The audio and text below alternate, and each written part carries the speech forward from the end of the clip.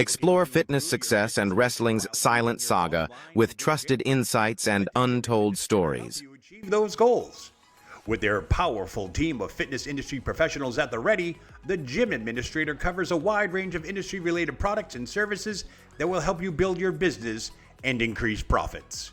The Gym Administrator works with reliable industry suppliers and vendors that place a heavy emphasis on service, just the way you remember it.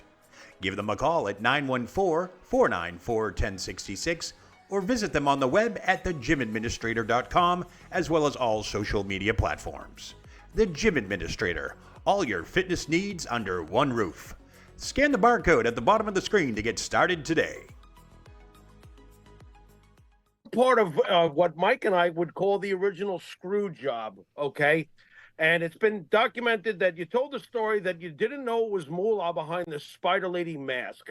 Can you tell us what happened that night? And I have to ask you, how did you not know that that was Moolah? You've worked with her.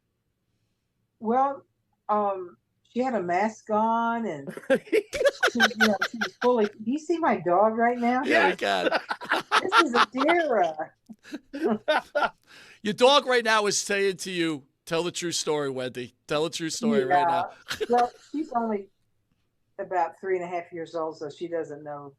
She doesn't know the story. Moolah had a very unique build. I don't care if you put a mask on Moolah. How did you not recognize that baked potato was Moolah? Baked potato. I'm sorry. You really didn't know. You're sticking with that one. I respect it if you are, but like I said, I pulled the tough questions. So yeah, tell us your recall on that night. I didn't know what was going to happen. Right. Until it was too late. It didn't matter who it was under the mask and outfit. I knew they couldn't beat me. I'll put it that way, fairly. But they didn't have to. The referee gave me a fast count and it was over. What are your emotions when that happens? Because you said you didn't know that was coming. Are you pissed off? Are you looking to punch Vince in the face like Bret Hart did in '97? I mean, what's going through your mind? It would have been a lot worse than that. I probably would have killed him with my bare hands. Uh-oh. Yeah. I was so upset. I was so humiliated and embarrassed that I left Madison Square Garden in my wrestling tights. And I think it was November. It was cold. And I grabbed my bag and marched right out and hailed a cab in my wrestling outfit. That night and went to the airport, and that was the last I spoke to them. And at least 20 years went by, and someone called me, I think it was Howard Finkel, and asked would I be interested in doing a battle royal, and I said sure I would, and I told them how much I wanted to make, and then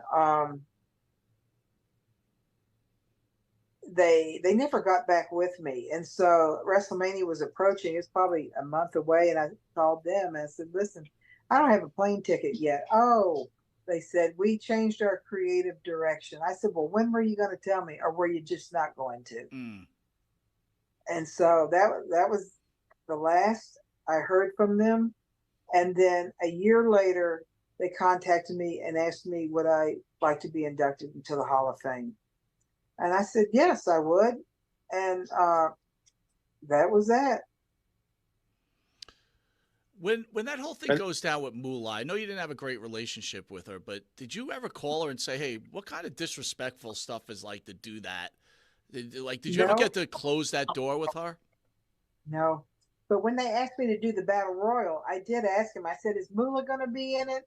Because if she is, I'll do it for nothing. Nice. That's freaking awesome. Nice. Wendi, I'm having trouble getting past this, though. You mean to tell me, which I do believe, though, that you go out and you hail a cab.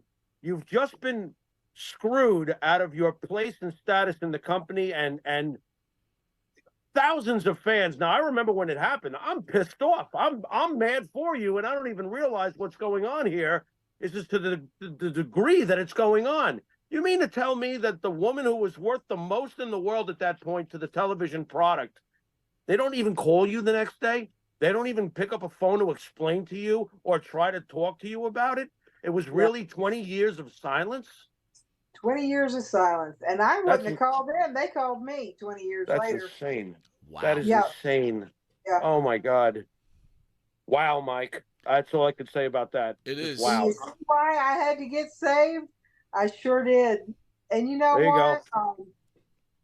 I wasn't waiting for the phone to ring. I'll put it that way. Right. I was wrestling independent. I was making more money than I ever did with the WWF.